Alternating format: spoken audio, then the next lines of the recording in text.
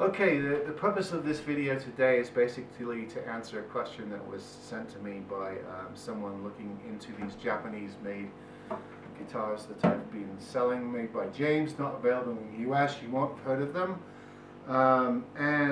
The question is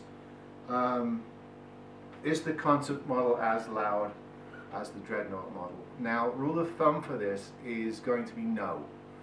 The reason being is you can see pure physics. First of all, this one's pushing more air. It's got much more resonating space. It's got more top resonating space. It's got a bigger cavity, so it's pushing more air. It's vibrating more, so it should be louder, or not necessarily louder, but fuller. Let's see if that bears out. This is just a feature of guitar shapes. Dreadnoughts tend to be louder and fuller. Concerts or auditorium style guitars tend to be sweeter. Not necessarily quieter, but they have a different timbre. They're not as resonant in the lower end. They push out more mid. So let's see if that plays out.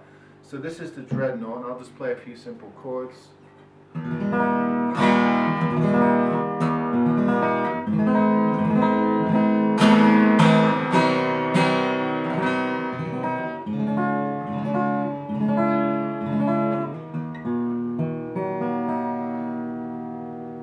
Got quite a nice bass response on that, and it's quite loud when you slam it. This one here, let's hear it. Not as loud, at least in the room, maybe not on the camera. And like I said, not a bad sound.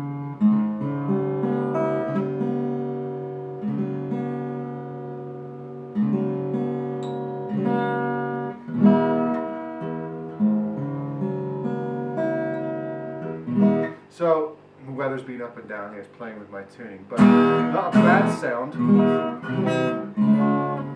Not as woody, not as deep, not as full, slightly thinner, sweeter, not a whole lot quieter. You can get some volume out of this.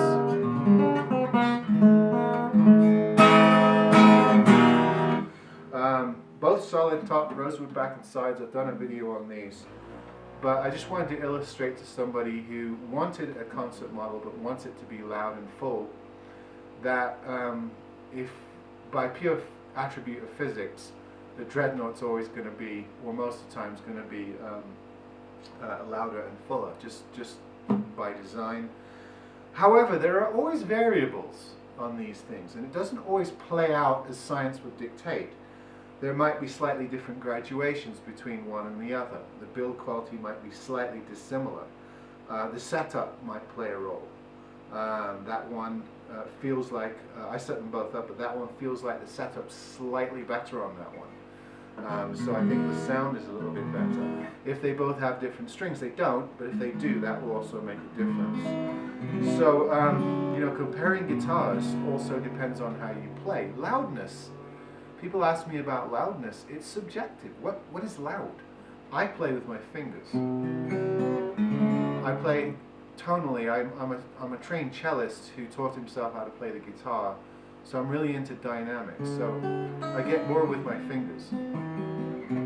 Sometimes I use my nail for chords. I tend not to pick up picks. But those of you who play with thick flat picks and you're slamming chords or you're picking, you're going to get a very, very different timbre and volume out of any guitar than I would. I tend to be more gentle on guitars. I get guys that come into this room here and try out a guitar and absolutely slam them. And it makes me think, oh, I should have set that guitar up a couple of millimeters higher because this person's really aggressive and digging in. So these things are sort of subjective. And this is why it's always preferable, and I say this as someone who sells guitars online. So you can just hear a deeper response, much more woody. But it's always better if you can either hear or play a guitar. If you want to do A/B comparisons. But also realize that once you get a guitar into your possession, you can change or affect the tonal qualities qualities of the guitar in quite a few different ways. You can change strings, you can change the action, you can play around with your technique and style, you can raise the action, lower the action. You can play in different rooms, you can try different microphones.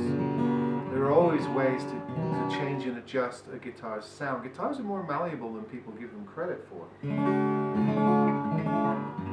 I mean, I recently took a guitar, took the D'Addario XLs off and put a set of John Pierce on, and it changed the sound completely. It had a completely different guitar sound than it had with the XLs on. So there's that as well. But you know, rule of thumb is a Dreadnought's always going to be louder or fuller or have a bigger spectrum of sound in terms of timbre than a concert or auditorium guitar, and that is not, you know, qualitative. I mean, some people like the thinner, especially blues players, you know.